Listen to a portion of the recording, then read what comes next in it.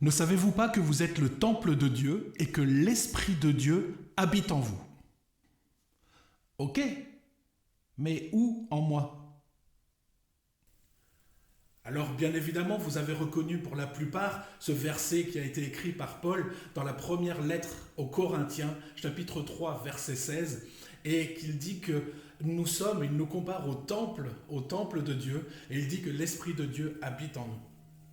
Donc, c'est pas pour rien que Paul prend comme référence ce temple de Jérusalem, parce qu'il était connu dans tout le bassin méditerranéen. C'était un édifice religieux connu et reconnu. Alors, comme vous pouvez le voir sur cette photo, il est facile de distinguer plusieurs parties du temple. Déjà, il est facile de voir le mur d'enceinte qui était visible de loin. C'est d'ailleurs ce qu'a écrit Flavius Joseph. Il disait qu'il frappait l'œil de loin parce qu'il était d'une blancheur et quand le soleil tapait dessus, il resplendissait comme quelque chose qui brillait. Et au-delà de ce mur d'enceinte, quand on entre à l'intérieur, on entre dans cette première partie qui est le parvis des gentils, le parvis des nations, le parvis des païens, où là tout le monde pouvait entrer. Tout le monde, juifs et non-juifs. Et là, c'était possible d'entrer à l'intérieur et de voir les merveilles de ce temple. Et puis, il y avait une zone qui était délimitée, la partie centrale du temple que l'on voit sur la photo.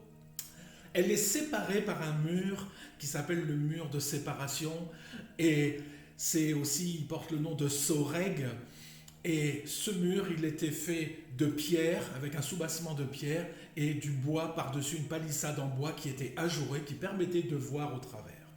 Mais la particularité de ce mur, c'était pour dire là est la limite des nations, là est la limite des non-juifs. Seuls les juifs peuvent accéder à la deuxième partie, la partie centrale, la partie déjà plus sainte de ce temple.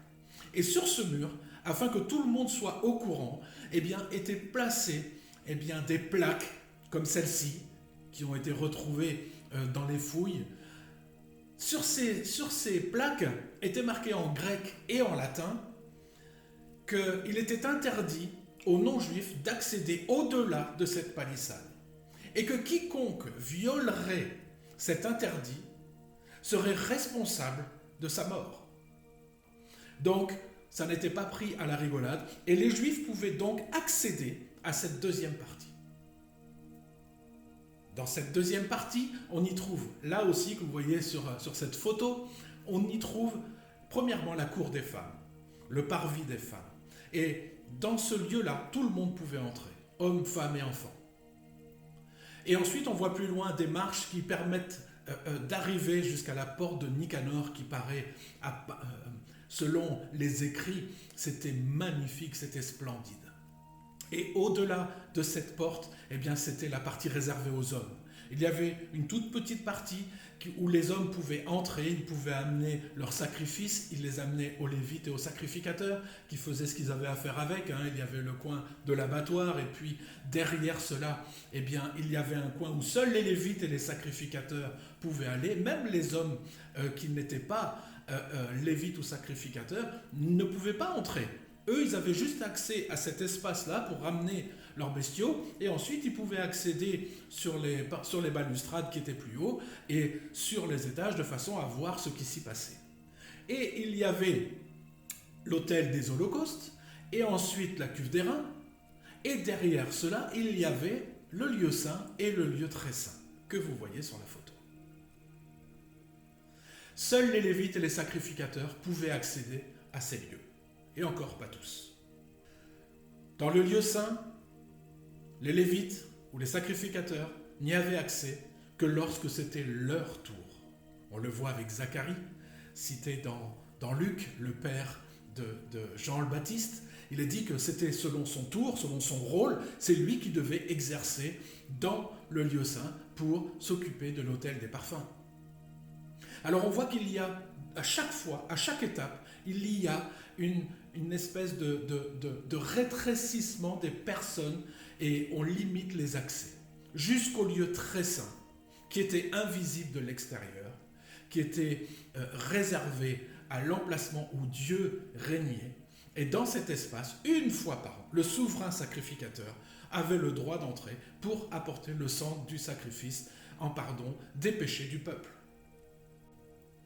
Dans la première épître aux Thessaloniciens, chapitre 5, verset 23, l'apôtre Paul nous dit « Que le Dieu de paix vous sanctifie lui-même tout entier, et que tout votre être, l'esprit, l'âme et le corps, soit conservé irrépréhensible. » Alors, le temple, 3 parties. Le parvis, le lieu saint, le lieu très saint. Paul enseigne encore que notre être, 3 parties. L'esprit, l'âme et le corps. Donc je vais mettre les deux en parallèle pour voir où est-ce que ça nous mène. Ok, alors écoutez, j'ai une aide pédagogique, comme on dit, pour expliquer. Voici Bibi, c'est moi. Et ce corps, eh bien, c'est l'image du grand parvis, du parvis des nations, du parvis des gentils, du parvis des païens. C'est celui qui est visible par tous, accessible à tous. Notre corps, vous croisez plein de monde dans les rues, vous vous serrez les mains, vous voyez, vous avez des copains, vous avez plein de choses. Tout le monde vous voit, ceux qui vous connaissent, ceux qui ne vous connaissent pas. Et puis voilà, tout simplement. Donc ça, c'est la partie qui peut être accessible à tous. Par contre, ce qu'il y a à l'intérieur, ça, c'est pas accessible à tout le monde. Et à l'intérieur, il y a une âme. Il y a mon âme. Alors, si mon corps, ça ne pose aucun problème parce qu'on sait très bien identifier le corps avec ses sens naturels, l'ouïe, l'odorat, le toucher, le goût, voilà, tout ça, on le sait. L'âme est déjà un petit peu plus complexe à définir. L'âme, eh bien, c'est le siège de notre conscience, de notre intelligence, c'est qui nous sommes, et le siège de notre comportement, de nos émotions, de notre caractère, de notre intelligence. C'est qui tu es. Et cette âme, eh bien, c'est l'image du lieu saint. Et dans le lieu saint, n'entrez pas tout le monde. Même déjà dans la partie réservée aux Juifs, eh bien, déjà, les païens n'y entraient plus. Donc, toi-même, dans ton âme, tu fais une sélection des personnes. Il y a un ordre, comme un ordre de priorité.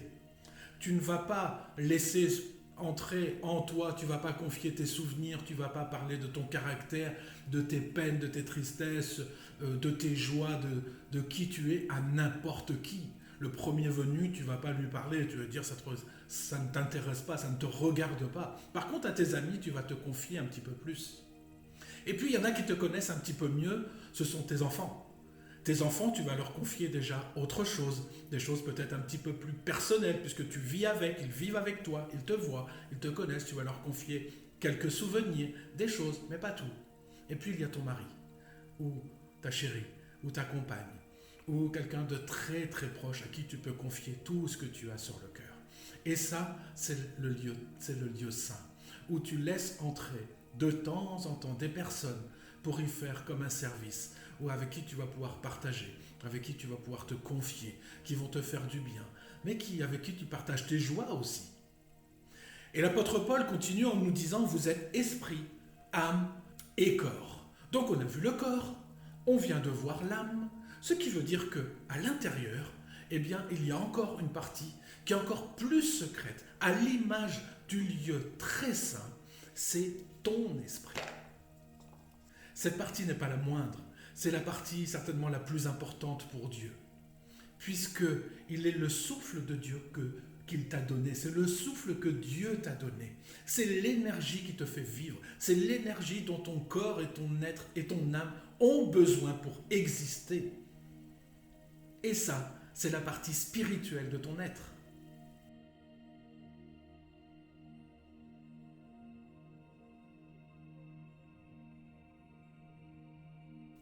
Alors, avant de connaître Jésus, on n'avait pas forcément conscience que nous étions tripartites.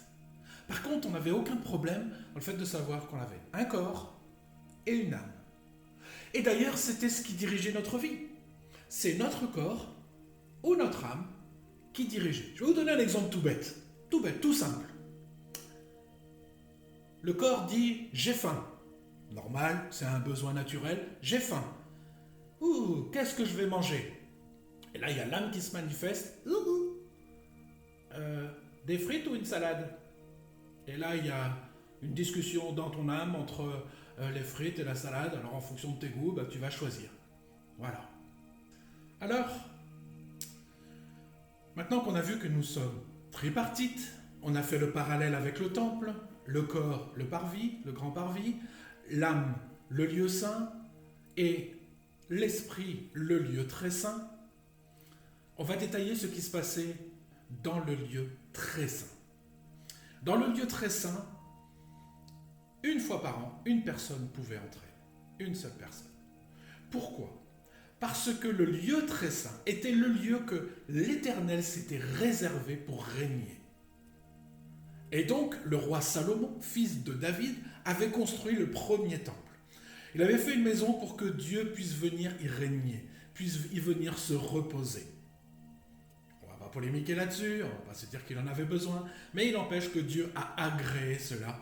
Et le jour de la dédicace de ce temple, eh bien, il est dit qu'il est descendu sous une forme de nuée qui est venue remplir le lieu très saint. Il est venu se reposer sur l'arche de l'Alliance qui était à l'intérieur.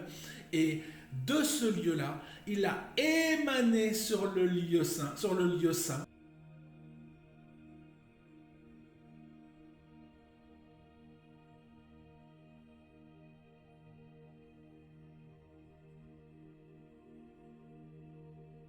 Donc Dieu, dans son temple, s'était réservé un endroit. Permettez-moi, je vais utiliser le terme de trône. Un trône sur lequel il allait pouvoir venir régner pour visiter son peuple et pour visiter la terre. Et ce lieu, c'était le lieu très saint. Donc l'Esprit de Dieu n'était que dans le lieu très saint. Donc, Jésus enseigne à ses apôtres et à ses disciples qu'il va devoir partir, qu'il ne va pas rester avec eux, mais qu'il ne va pas les laisser orphelins. Et voici ce qu'il dit dans Jean 14. « Et moi, je prierai le Père, et il vous donnera un autre consolateur, afin qu'il demeure éternellement avec vous. L'Esprit de vérité, que le monde ne peut recevoir, parce qu'il ne le voit point, et ne le connaît point. Mais vous, vous le connaissez, car il demeure avec vous, et il sera en vous. » Ecclésiaste 3,11 nous dit que il fait toutes choses bonnes en son temps. Même il a mis dans le cœur la pensée de l'éternité. Le mathématicien, scientifique, philosophe, inventeur, j'en passe et des meilleurs, Blaise Pascal, a dit une phrase merveilleuse que beaucoup connaissent. Il y a dans le cœur de l'homme un vide en forme de Dieu, que rien de ce qui a été créé ne peut remplir, mais seulement le Créateur qui s'est fait connaître par Jésus-Christ. Alors les amis, permettez-moi de vous présenter notre cœur. Ouais, un jouet pour les gosses, je sais, mais j'ai trouvé que ça. Voilà, pour moi, c'est ce qui parle le mieux. Voilà. Et donc, dans notre cœur, dans notre être, dans le plus profond de notre être, il y a différents besoins. Très bien expliqué par la pyramide de Maslow, mais on n'est pas là pour parler de ça. On va juste en énumérer quelques-uns. Nous avons des besoins. On a besoin de se nourrir. Et ça, il y a un emplacement ici, que si tu as ce besoin-là, seul ça peut le remplir. Ok? C'est pas parce qu'on va te dire « Ah, t'as faim, c'est bien, machin, eh ben mange ta main, mais ça va pas te nourrir. » D'accord? Donc tu as besoin de ça pour remplir ce besoin. Et puis, il y a des besoins d'amitié, des besoins de relation, je vais appeler ici. Et ça, eh bien, tu ne peux pas le mettre dans les autres trous, ça rentre pas. Ça rentre pas. Ça rentre uniquement dans le besoin, dans cet espace, dans l'espace que Dieu a créé pour ces besoins-là. Et donc, eh bien, hop, ça vient là. Et puis, il y a aussi les besoins, comme les besoins de travailler, les besoins d'argent. Voilà, ça, on en a besoin. Et ça va uniquement dans cela. Tu ne peux pas le mettre là, tu ne peux pas le mettre là, tu ne peux pas le mettre là. Et tu as besoin de remplir avec ce qui convient pour combler ce manque. Et puis, il y a les besoins sentimentaux, il y a les besoins du cœur. On a besoin d'aimer. D'ailleurs, on sait que Dieu nous a créés à son image et Dieu aime et aime être aimé.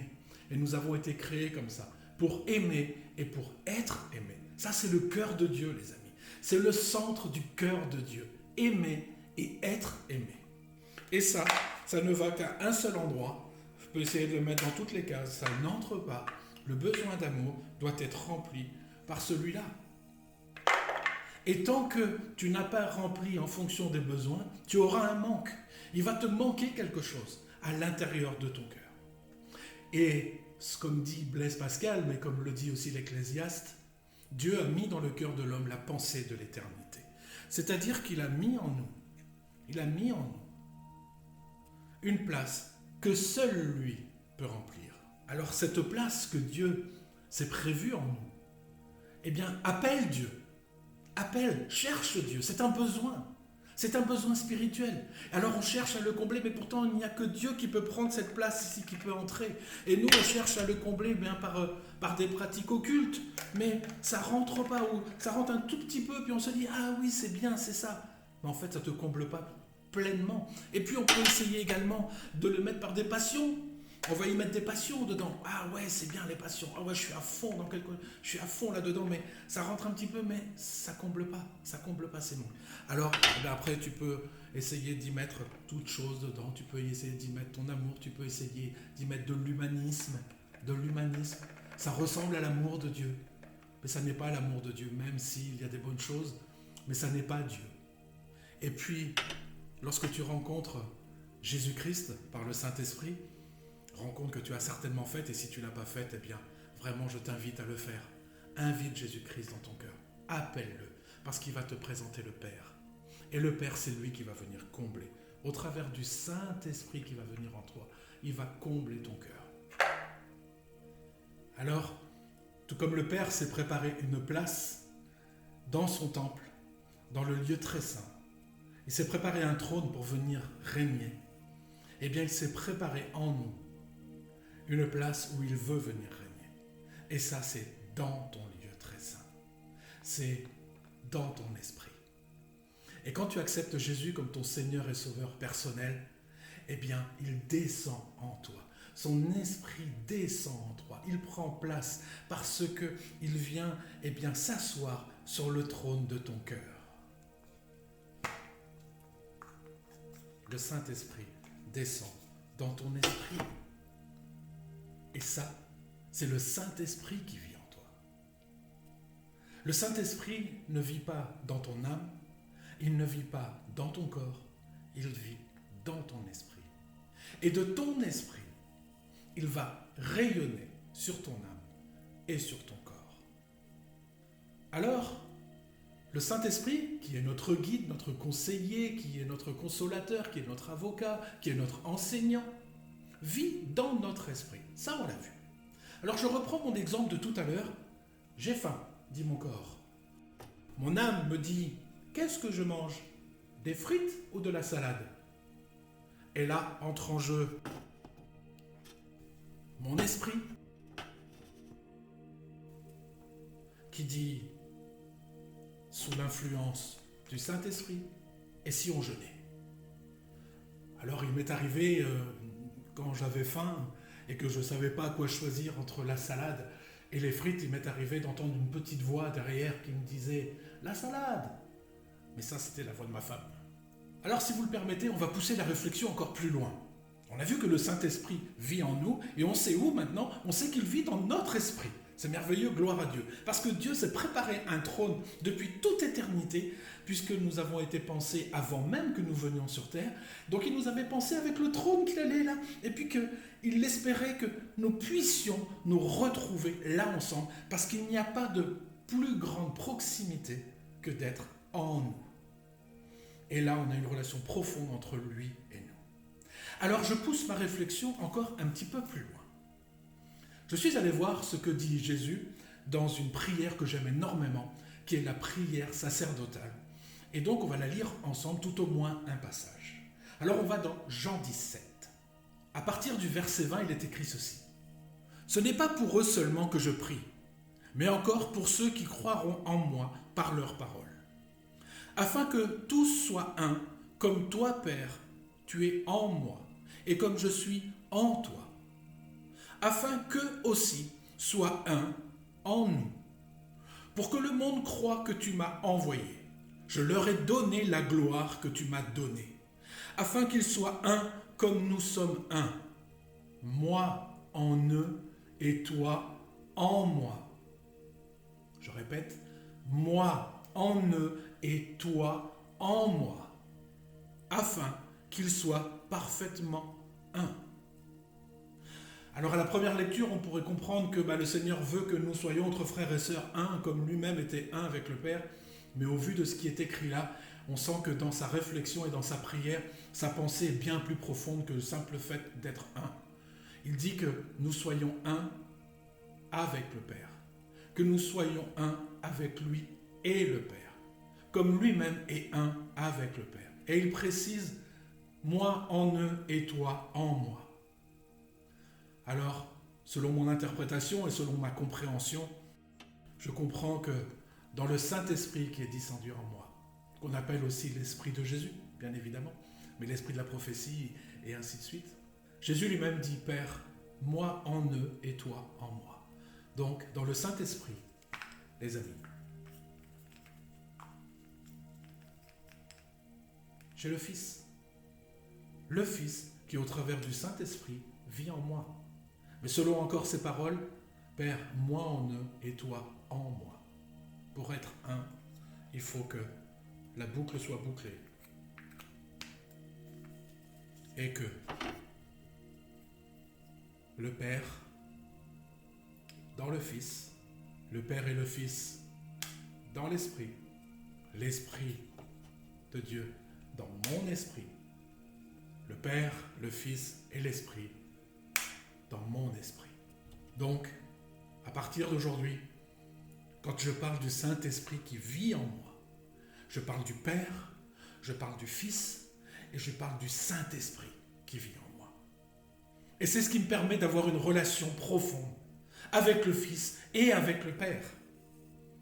Alors voilà les amis, c'est déjà la fin de cette vidéo, mais ça m'amène dans un autre point de réflexion qui sera la prochaine vidéo entre parenthèses. Est-ce que un chrétien peut avoir un mauvais esprit en lui? Ça, c'est de la question, hein? Très polémique. À la prochaine fois, les amis. Bye bye.